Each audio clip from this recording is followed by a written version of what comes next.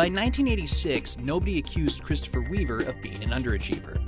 After working on high-end technologies in the labs of MIT, he went on to both NBC and ABC before becoming the chief engineer to the House Subcommittee on Communications. What was left to do but found his own company? So he started Media Technologies. But because he clearly hadn't done enough with his life yet, he started another company not long after. This time, he wanted to see if the PC gaming market was ready to make the next technological leap into better, more realistic games. He was in Bethesda, Maryland at the time, so he thought long and hard, and then named his company Bethesda Softworks. Ironically, while their first few years were filled with sports titles, over the years they would become defined by some of the most sprawling fantasy epics in gaming history, covering everything from medieval magic to the radioactive future. In the process, they have expanded and acquired some of the most storied developers in the world to emerge as one of the most powerful forces in gaming today.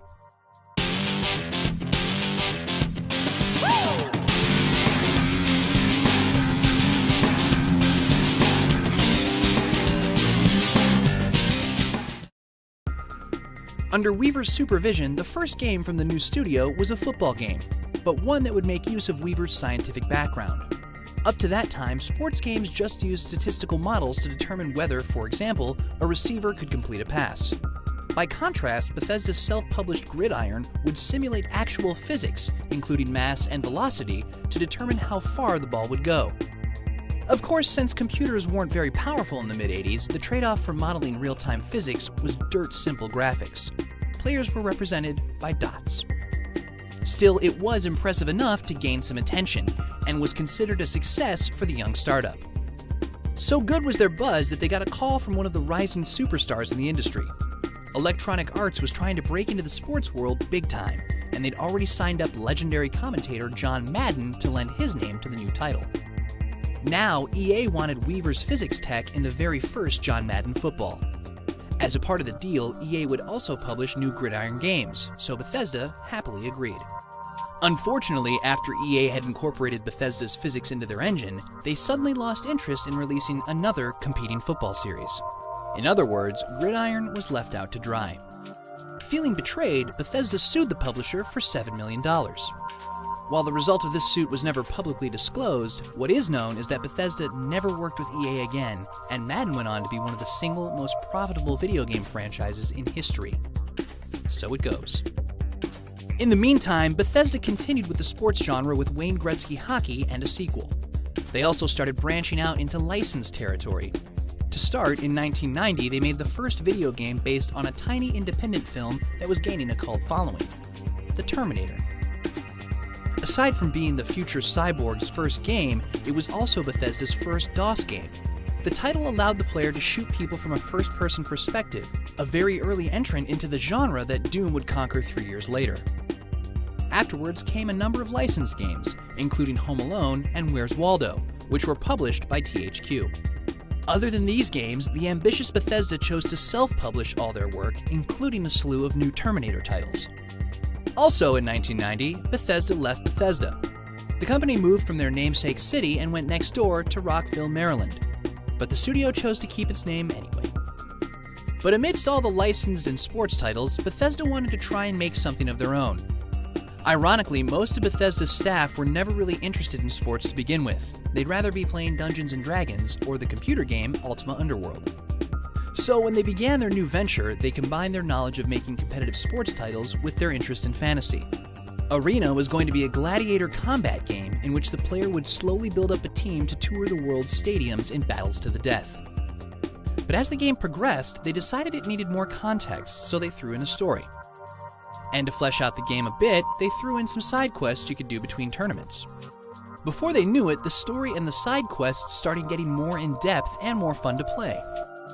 Eventually, the tournament was dropped altogether, and almost by accident, Bethesda had a first-person RPG on its hands.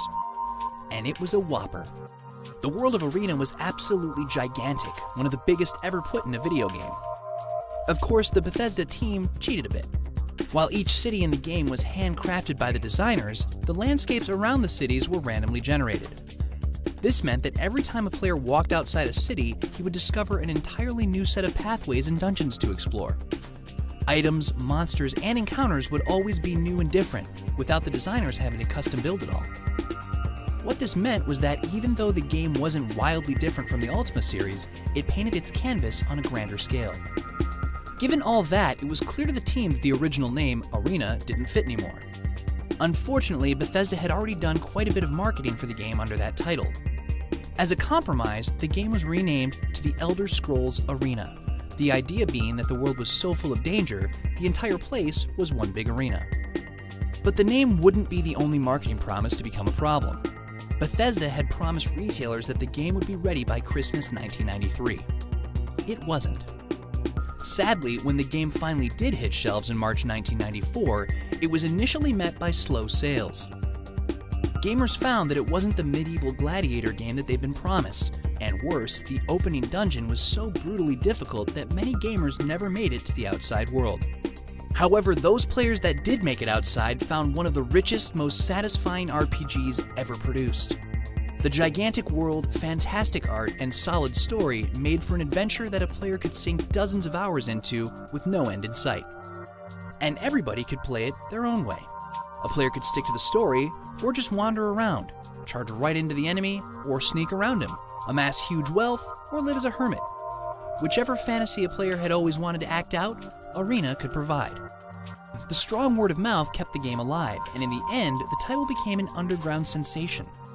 To their own surprise, the Elder Scrolls franchise looked like it might have a future after all. Since this was their first homegrown franchise, and the one the team were most proud of, it was a fantastic turn of events. Incidentally, though Arena was primarily sold on floppy disk, the game was also released onto CD-ROM. Helping test the CD version for bugs was Bethesda's newest hire, a young wannabe game maker named Todd Howard. Yeah, I started in '94, so it was a small game development studio. Maybe there was 25 people there. The first project I did was actually NCAA basketball. I came in, there was an outside developer making it, and it was work with them and get this out in 3 months. So the game ended up as you would expect. In those days, again, there's 20-some developers. Everybody does everything. So the CD-ROM version of Arena was a thing I was given to help shepherd along. So I did a lot, I viewed myself as the main QA resource as well. I played it like mad over and over and over again. While another team at Bethesda went off and finished the cyberspace combat game Delta V, Howard went on to lead production on the company's newest Terminator game, Future Shock. This was the first title to use Bethesda's home-built engine, called X-Engine. Releasing in 1995, it was one of the first true 3D polygon engines in the industry, a technique that would be popularized a year later by id Software's Quake. Howard went on to produce Future Shock's expansion pack, which evolved into the full sequel, Skynet, in 1996. And looking back, I'd only been there 3-4 months, and here I'm okay, you're in charge of this game. I don't know how that happened. It seems I was very eager, and but again, these were small teams and small. Probably talking about like 8 people, and I jumped in and was managing the project and started doing a lot of level design. So I probably built half the levels in that game myself. But good as the Terminator had been to the company, the Elder Scrolls was their crown jewel. Now armed with their own engine as well, the company was ready to make the biggest and most ambitious games in their history. Little did they know that their passion projects would nearly sink the studio for good. Tune in next time to see Bethesda buckle under its own weight.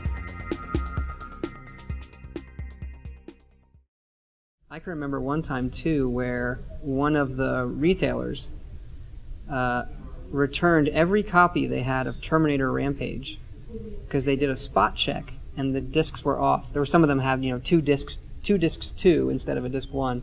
They sent everything back, and everybody in the company, we went down, we opened every box and checked them and fixed the ones and sent them back. So it was a different time. We're headed to the Emerald City to check out the latest games and hang out with you, the fans. Tune in to our PAX Prime coverage Friday, August 26th to the 28th, only at youtube.com/machinima. See you there!